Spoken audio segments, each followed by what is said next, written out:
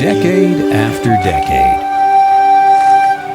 If you laced up skates as a Notre Dame hockey player, you only did so when one of the two lakes on campus were frozen.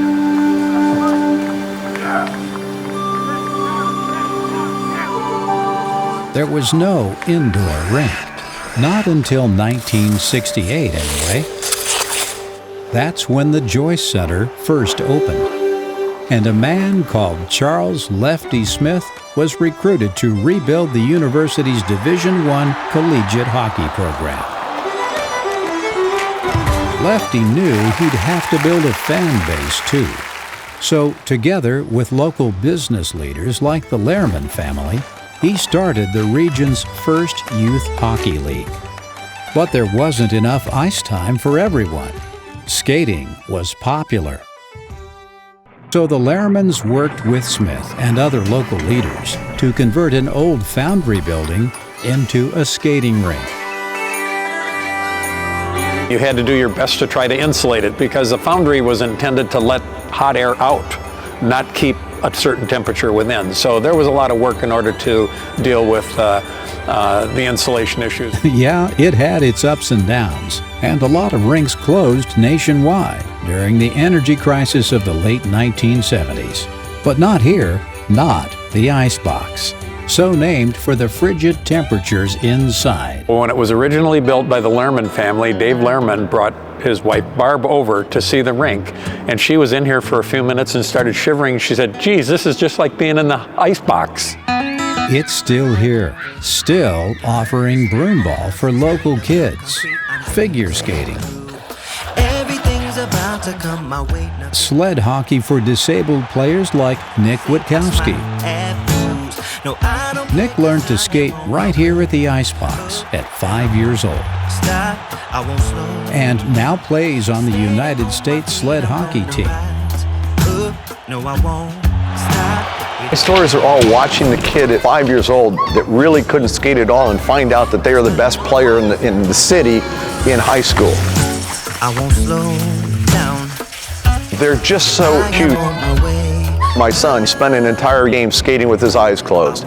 You'll see kids that'll skate the entire game on one skate. You'll see kids that'll skate an entire game going backwards or just doing circles. The game's going on, but for them, they're having as much fun or more than the kid that's actually chasing the puck. So it's just watching the kids who are out there having fun, even if they're not involved in the game, because they're doing something that to them is the time of their life that day, that they won't forget.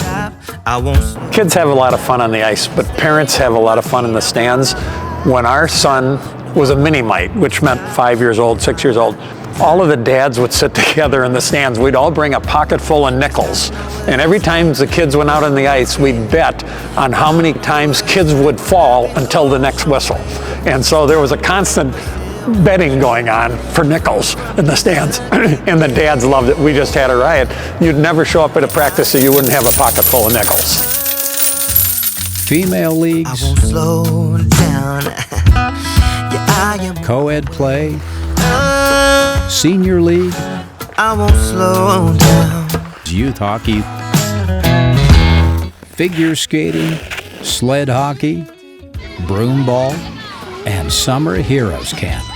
Heroes Camp provides opportunities for kids all summer long. One of their instructors was a young man who said, "Well, I've done a lot of rollerblading. How tough can this be?" Well, when he put on skates and went down the ice, he was, we thought we might have to call 911 before he finished. He asked our manager here, who is a figure skater, how to do a spin. She showed him, and the very first time, he did a phenomenal spin. 'Cause I am on my way. If you come here, you'll have senior league games, you'll have youth games, and all the parents mill around in the lobby and talk because you know each other. The Icebox even added a second sheet of ice in 1999, and yet it's still affordable, still safe and fun, and an operation that brings over $14 million in economic impact to this region year after year through dozens of competitive tournaments opting to spend their time and money right here in our town. God bless Lefty Smith. in heaven now, smiling. The icebox he's had so much to do with is still working with the university, still coordinating this area's 4 sheets of ice for tournaments, soon to be 5.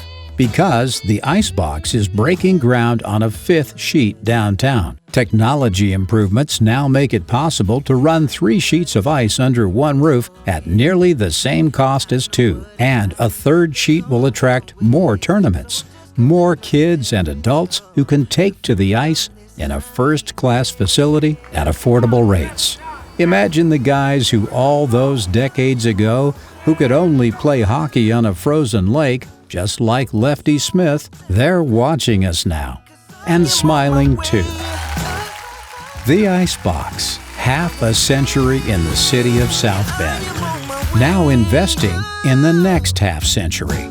Right here on Walnut Street, keeping costs low as a not-for-profit, so everyone can afford to skate. Yeah, I am on my way. I won't slow down.